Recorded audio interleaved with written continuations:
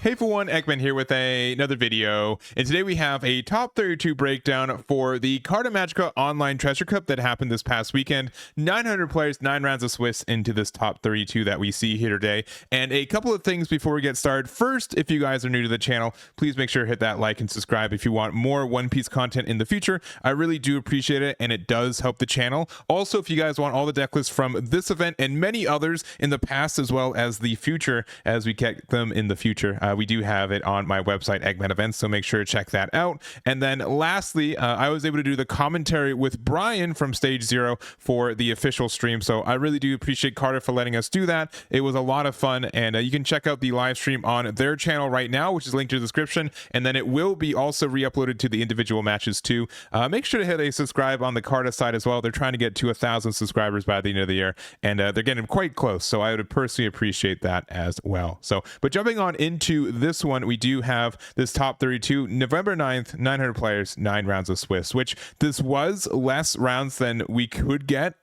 We did have a lot of the pair down losing, meaning that we did have kind of a round short, right? 900 players, it's almost guaranteed 10 rounds, but we only had 9 for this one. And then also of the top 32, we did have 10 copies of Doflamingo, 8 copies of Lucci, 5 Enel, 5 Star Deck 13 Luffy, 2 of the Bonney, 1 Nami, as well as 1 Vegapunk, which ended up winning the whole event. So I did do a whole interview with Narayan as well, so you guys could check that out. It's going to be a lot more in depth with the leader and with the deck in general. I'm going to have a quick little spiel about it when we go over it, but that's definitely the better video. Make sure to check it out, and again, that is in the description. And then also we do happen to have the leader breakdown for this. Shout outs to Shippy for helping get this data. I would not be able to do this in any regard without a lot of their help, so I really do appreciate Shippy with that. So we did have 240 Dofi, 155 Lucci, 104 Star Deck Luffy's, 75 Bonney, 61 copies of the purple Luffy, and then 58 Enel, 26 Smoker, 23 Nami, 21 Marco, 11 Reiju, 11 Zoro, and then about 98 others from there. So generally speaking, I think right now, if I was to be asked what I think are the top 5 leaders in this game, I think it is Doflamingo, Lucci, and Black Yellow Luffy, and then there'd be Bonney and Enel, probably like a little half stuff below those. So top 3 definitely Dofi, of the Black Yellow Luffy and Lucci. And it's kind of also shown here by the population density of this. So only difference is like purple Luffy, which I would say is confidently 6th best. I think a lot of people are on it, and there are some good matches for it. But the consistency is still just kind of not there, which is still wild because we do have like that Zoro searcher. We have a lot of things still going our way. And honestly, I think if people are playing more of like the traditional deck, it might be doing better right now and before OP09. But I think Purple Luffy has just kind of been a little bit substandard for what it is right now too. So generally speaking too, Doflamingo didn't really outperform its population density, right? Only getting, around 30% here and just being a little bit over 25% of the total field. Lucci kind of the same thing, 20% of the field and hitting about 25% of top 16. And then we got Enel just narrowly getting there. Black Yellow Luffy about the same, Bonney about the same, Vegapunk obviously outshot, and Nami about the same. So I do think it's clear, obviously, that Dofi, Lucci, and Black Yellow Luffy are very strong, but it's also not much more than the population density. Hell, if you know what I'm saying, right? Yeah, Dofi is topping a lot, but it's also because so many people are on the deck, right? So it's hard to say specifically if it's just the deck is super duper good, which from a lot of the matches I've been seeing, especially from this weekend, there are a lot of counters to the deck specifically. So there are ways to beat it. It's just tricky to beat it consistently and or while beating the other decks in this format. But honestly, having like 5 really strong decks that are very diverse, Doflamingo, Lucci, Enel, Black Yellow Luffy, and Bonney, they all play completely different. There's different decks that exist all together, and we have most colors representation. Not as much red or purple, but I think that's still pretty strong for a diverse card game like that. So like this one. So anyways, we're going to go over the top placing list for each one of these leaders, starting off with our first place list, which is Narayan's version of the Vegapunk. Again, make sure to watch the video if you want more of an in-depth about his decision for deck building, his gameplay, everything else. But I'm just going to do a quick surface level for it.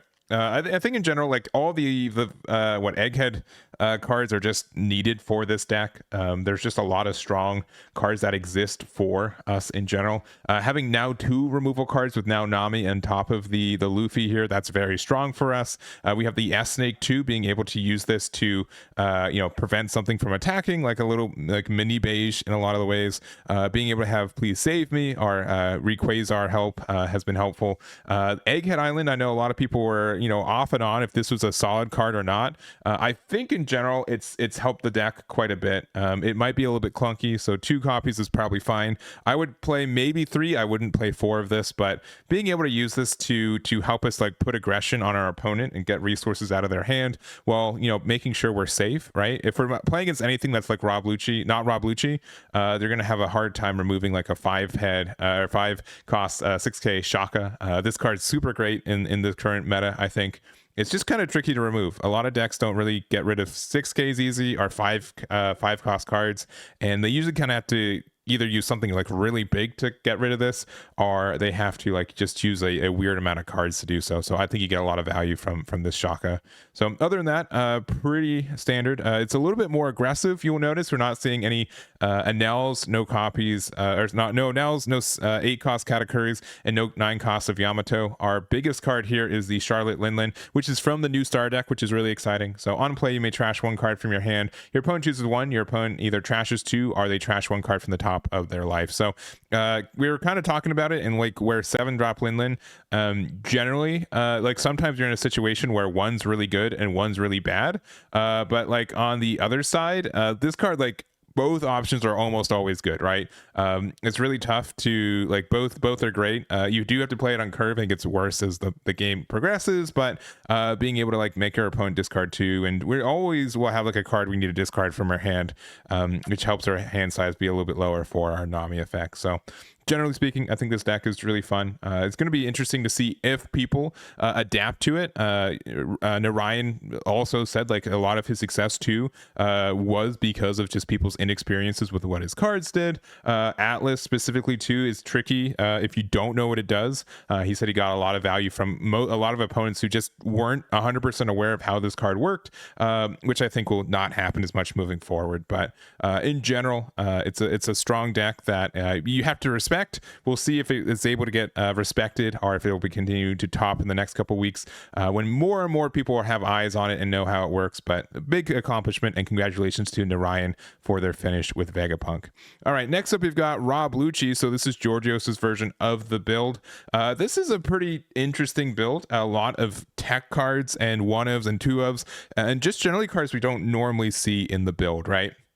I'd say the biggest one that sticks out to me is this Hina, which we've been seeing in smoker builds more recently. Obviously, this has been paired with Rebecca since essentially release of Rebecca, right? Is one of the best 3 costs to use with it.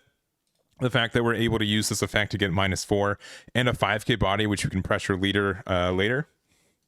But also just the fact that we now have Jack in the deck too. It just means that, if we had Jack and it survived, sometimes we don't have access to Moria. And even if we do, we can use Moria. We can then use like Rebecca Helmeppo and then use Rebecca to play out Hina. You just get like a lot of value from that too. And you just got your removal back just because this Jack is just kind of replaces what like Houndblaze was in Sakazuki, right? Previously, before Jack came out, your removal from playing Moria was playing Rob Lucci, right? That was pretty much it, which you still get some good combos with Spandine, don't get me wrong, but now that you can like use Moria, use it to give something -9 cost while establishing 3 bodies, and then playing Jack is super good in a lot of ways. So I think that's helped it out a lot too. Only playing 1 copy of Sabo, which is bonkers to me, but it definitely worked out. We were playing 1 copy of Kaku to help us with the Doflamingo.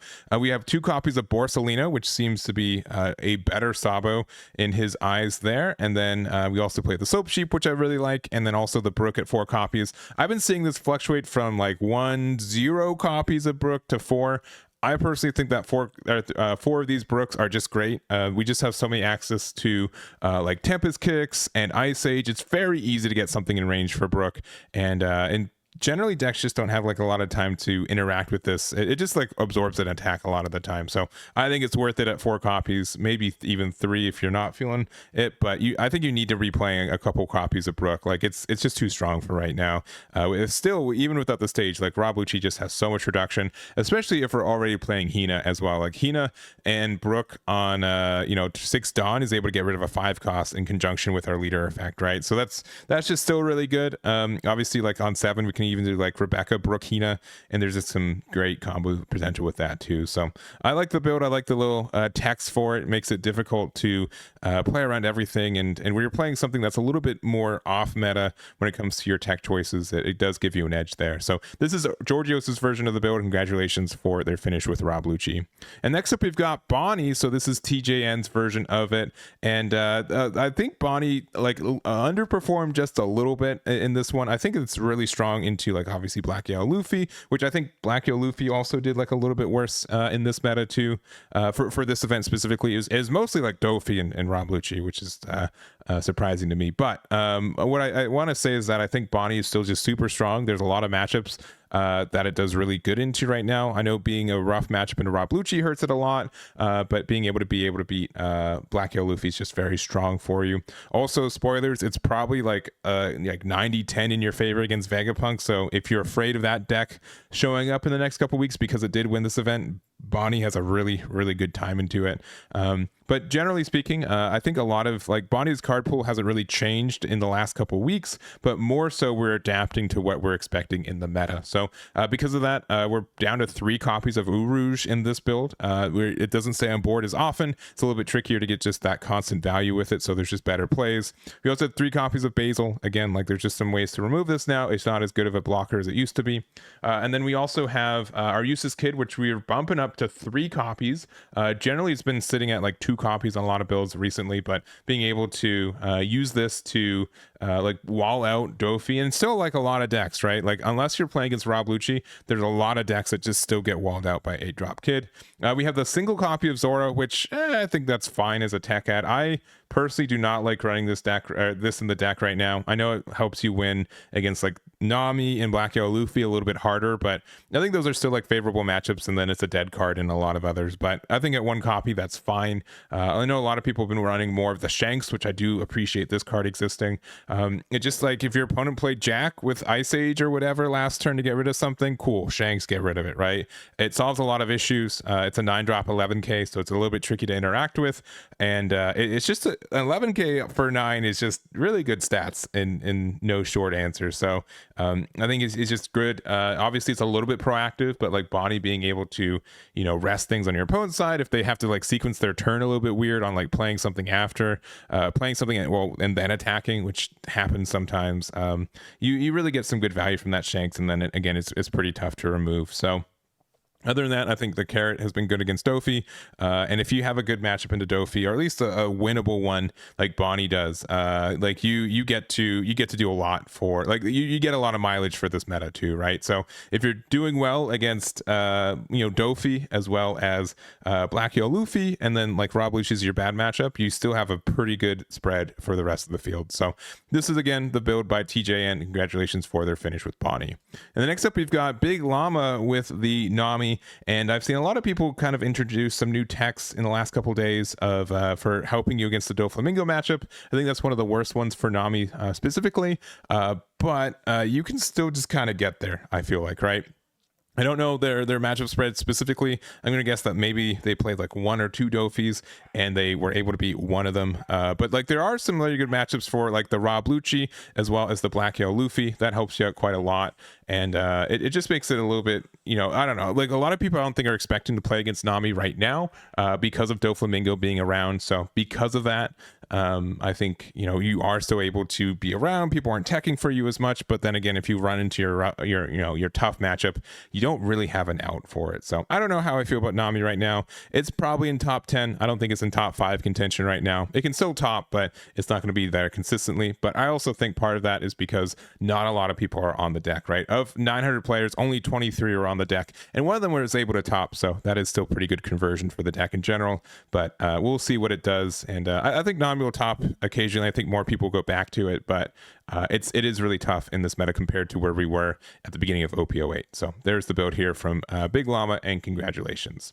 Next up, we've got Doflamingo. So this is Tyguy's version of the build, our top placing Dofi. Again, we got 10 different builds and they're all unique. I think Dofi's not really a unique deck list right now. You have a lot of different tech cards. People get to decide how tall they get to be, if they want to play Gravity Blade, if they want to play Red Rock. It's a pretty volatile deck list right now where you kind of like, just because a lot of these cards exist in the game, you have to play around them specifically. So like I have to be aware that Gravity Blade can, open it up, right? Or Red Rock can just erase the big card I try to play last turn, right? If I'm playing Bonney and I want to play my useless kid, I have to always be like, well, if they have Red Rock, they just win the game right now. But I do think like we've decided on like the good cards. One card that I've been seeing not a lot of people play is the 4-drop Crocodile from the star deck. I know a lot of people were hyping that card up, but then it just hasn't seemed to perform at least on par with how good the Trafalgar Law is. This card is insane. The Boa is also just insane in its own right too. The fact that it's a 4-drop 6k blocker, that just gives it John to your leader on top of looking like it does literally everything. Like if it had counter, I'd ask for it to be banned kind of thing. So it's just a really strong card for this deck. It helps it out a lot, and it just gets some really good conversion and consistency, and obviously pairs well with your Jinbei too, which is very strong. So the fact that we have like 2 copies of like 4-drop 6ks, which a lot of decks still have issues on curve interacting with these 6k bodies, which I think is really impactful. And then our top end, again, we do have 1 copy of Kaido. I really do like the add of this 1 or 2 copies. It helps against like Enel at sometimes, and like sometimes stabilizes. I also think this is really good against Black Yellow Luffy because they really don't have a way to remove this card. And if you're able to kind of chip them down or stall them out in a lot of ways, you're able to use this, get your hand size back, and then you are punishing them with this 12k body for the rest of the game. So we're using Pudding here, 4 copies, which is the maximum. I think that's a little bit much, but it's still good. Jozu, I've been seeing a lot of play for this one. I think it's helpful too, and it's just strong for the deck. So we also, just to finish off, we do have the 1 copy of Femur, still a great card, and just again the fact that it exists, people have to just kind of respect it in a lot of ways. So Dofi's going to be around. This is just one deck list. I implore you, if you want to play the deck, to look at the other 9 that exist. Again, they're all pretty unique, and a lot of people have their own kind of builds and customizations for it, which is really cool to see too. So this is the build from Tyguy, and congratulations for their finish there. All right, next up we've got Enel, again a deck that I wasn't super expecting to be doing well, but now after watching for the last couple of weeks, I definitely can understand why it's present right now too. It didn't do a lot at the beginning of OP08 and didn't do a lot during the end of OP07 either, but it's definitely here as a presence in this meta. So some things to kind of note for this build in particular. Enel, it's been around for about a year now. It came out in December in OP05 last year, and being able to just get these incremental adds as we went through it. We got obviously like the 10-drop Ace, which was a really good add in OP07. We've gotten the Nami from OP08, as well as the Luffy from OP07, and then we also got like the Shirahoshi from EB01. So as well as the Raigo from EB01. This is a huge add to the deck. We didn't really have like omnipresent removal. 6 Dawn is a lot for this effect. It means that we really can't do, it's like the only thing we do for this turn, but being able to do that if you have a wide board is really nice. So generally with Enel, you are able to starve out Doflamingo, especially since you can use like your Yamato to get the removal, as well as like the pressure of the body on their board a lot of the time. Being able to have Gidatsu, Nami, as well as Monkey.D.Luffy has been very strong for this deck, which is why we're playing 4 copies of each of them. And then we do also have like the, and 2 of these already like get rid of cards out of life too, right? Again, Luffy and Nami, both these cards do have their, trigger, get to KO a 4 or 5 cost. And then we also have the Nami as well, being able to KO a 5 cost. These are just really strong cards that you're going to see pretty consistently, and your opponent kind of has to play around. So other than that, I do like the add of like Enel. I think just being able to be like a little bit pressure heavy if you need to in some matchups is good. And then 2 copies of Kingdom Come. Normally I see like 3 or 4 copies, so 2 is a little bit on the low low end. But if we are playing the Gadatsu, Nami, and Monkey.D.Luffy, and if you're more worried about Doflamingo, it's definitely not needed as much. So in general, I think this deck is super solid. It's kind of gotten a little bit of a resurgence with the release of the star decks, but not from the card pool changing, but more of the deck pool changing, which has been very helpful for now. So this is the build here. Congratulations to DrDelicious for their finish. And to wrap it up, we do have Jordan's version of the Black Yell Luffy. This is pretty known as a deck, I think, at this point, right? It got a slow start when it released with Star Deck 13, but then with the inclusion of the expansion booster, with Flampe being added to it, and then we just got incremental adds of also the 5-cost Luffy from the OP07 set. Like this was really all the deck was missing, right? Just a way to KO. The fact that this also lets you get card advantage, which you really need for this deck a lot of the time.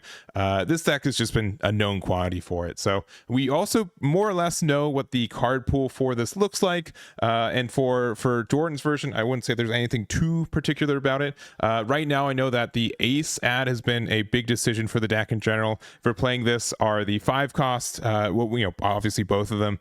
Not everyone's doing that, but it does help you in some matchups, especially if you need to be more aggressive. I think Nami also doesn't appreciate that card being around. I've also been seeing Emporio added at a higher rate right now too. This helps you set up your life for being able to, become a 7k leader with like 1 life, or being able to use this to just be like really defensive, right? Like if you're playing this with like a Sabo, in most cases, it's the same as playing a Sabo, right? The fact that this is a blocker that becomes unblock or like un-KOable is the same as if you played a Sabo. So that it does help you sometimes. It does mean like we're playing only 1 copy of Makino, since we can use the Emporio to be able to go down to 1 less life in a lot of situations.